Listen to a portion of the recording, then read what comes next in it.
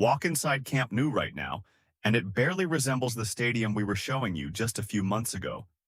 The VIP rings have glass, the compression ring is almost fully welded together, and there's one detail from the Gamper Trophy match that almost nobody noticed. Welcome back to Global Megabuilds. Most of our updates focus on what you can see from outside. Cranes, facades, the skyline. Today we're doing something different. We're taking you inside the bowl itself, through the VIP areas, up along the compression ring, and into sections most fans watching from home have never actually seen footage of. There's a lot to get through, so let's start where the biggest visual change has happened. The VIP rings. The first and second VIP rings have gone through a genuine transformation since our last visit. Glass paneling is now installed across the majority of both areas, and the scaffolding that used to sit along the lower levels has finally come down, opening up seating space that was previously blocked off entirely. That equipment hasn't disappeared, by the way. It's simply been relocated up to the third tier, where it's now supporting the next phase of work. With the glazing in place, these VIP sections have shifted from looking like a raw structural shell to something that genuinely resembles their final, finished form. The access routes leading into both rings are also complete now, fully integrated into the rest of the stadium's circulation system rather than existing as separate, roped-off construction zones. In terms of layout, here's how the seating actually breaks down. The first VIP ring holds 5 rows of seating, while the second, smaller ring holds 3. The stairways and access points connecting these areas to the main circulation spaces are now clearly defined. And walking through it, the relationship between where fans will sit and how they'll actually move through the stadium is finally starting to make sense in a way it simply didn't when this was all exposed concrete and rebar. Now let's talk about the piece of engineering this entire roof depends on.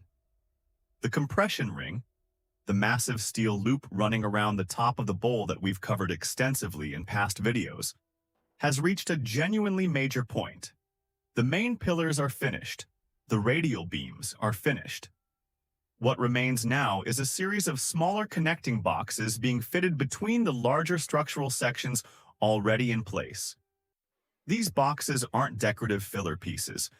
They contain the connection points that will physically tie the entire ring together into one continuous structural loop.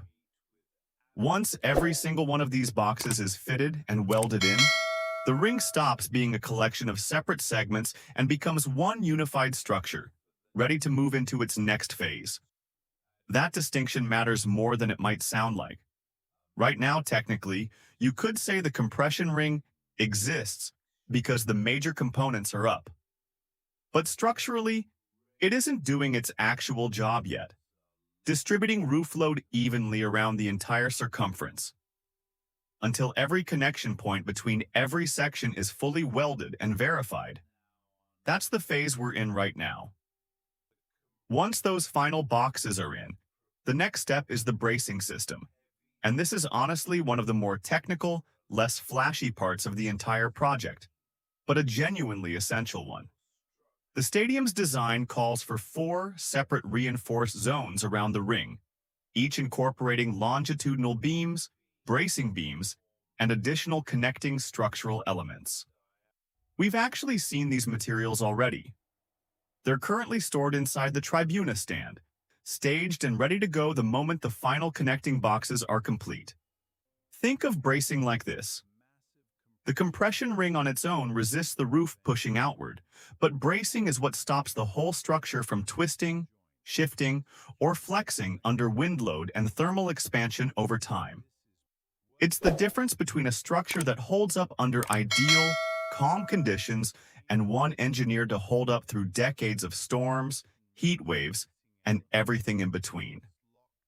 Once bracing goes in, the ring effectively becomes future-proofed for the roof panels that will eventually hang from it.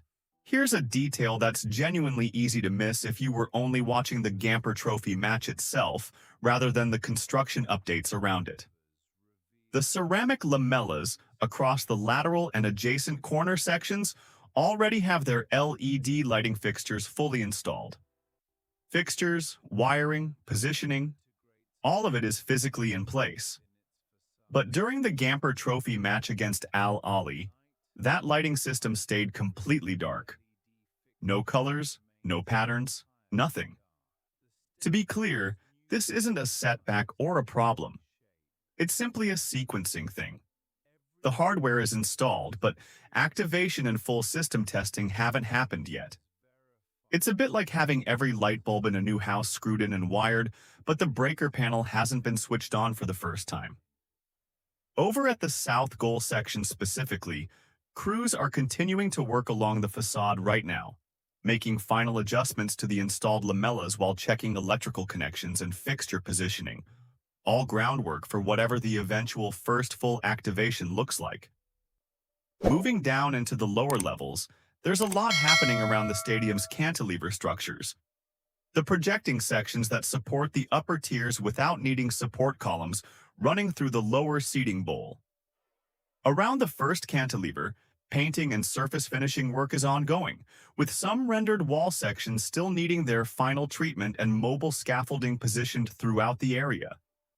Beneath the second cantilever, crews are constructing new block walls that will eventually form actual interior spaces within the stadium. Storage areas, circulation corridors, technical rooms. Several sections have already taken shape, and walking through it now gives a genuinely clear sense of how these spaces will eventually be organized, which wasn't really possible to picture even one update ago.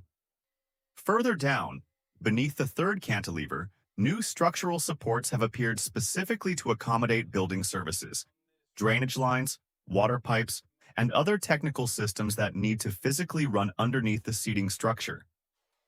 It's unglamorous work, but it's exactly the kind of infrastructure that has to be right before anything visible gets built around it. Over at the north goal, finishing work continues, though several wall sections remain exposed and still need rendering and paint. Around the mobility cores in this area, sandwich panel installation is progressing unevenly. Some sections are already covered, others are still bare, and crews are actively clearing material to prepare the zone for its next facade phase. The tribuna section, meanwhile, is focused specifically on surface preparation ahead of ceramic lamella installation, with painting and finishing continuing on exposed sections while platforms move along the structure. Boxes containing future anchoring components have also started arriving in this area, a fairly reliable sign that the next facade phase here is being actively staged, even if it hasn't visibly started yet. Inside the diamond commercial areas, the premium hospitality zones we've mentioned in earlier videos, blockwork is moving at a genuinely strong pace. New concrete block walls are rising along the interior, several already reaching considerable height, closing in toward the upper structure above them. It's also worth mentioning something we spotted specifically tied to these diamond areas. Structural supports for large screens have now been installed in the south goal tribuna corners, positioned directly facing the future diamond spaces. Once operational, these screens will let people in the diamond seating and relaxation areas actually watch live content without needing a direct sightline to the pitch. A small but genuinely smart piece of premium experience design. Across the lateral mobility cores, the ceramic lamellas are now fully installed, with the gaps we flagged in a previous update now completely closed. Workers are currently peeling away the protective plastic film that ships with each ceramic panel, gradually revealing the actual finished surface underneath.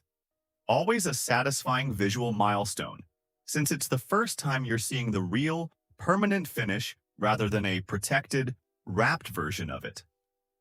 LED installation is continuing in parallel here too, with crews on elevated platforms wiring up the remaining lighting elements around the newly exposed lamellas.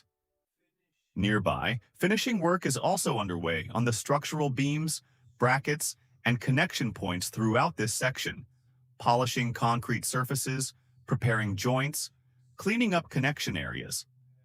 None of this is dramatic to watch, but It's the kind of detail work that determines whether the finished facade actually looks premium up close, rather than just from a distance in a drone shot. Not every part of the stadium is moving at the same speed, and it's worth being straightforward about that. Around the north goal corner, preparation continues ahead of future ceramic lamella installation.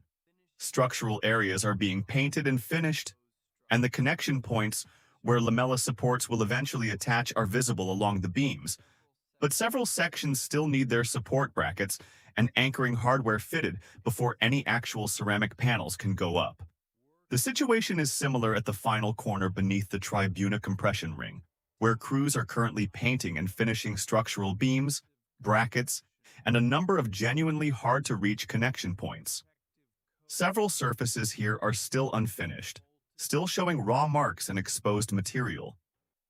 This is fundamentally preparation work, necessary groundwork that has to happen before the remaining lamella supports and ceramic panels can be installed in this section.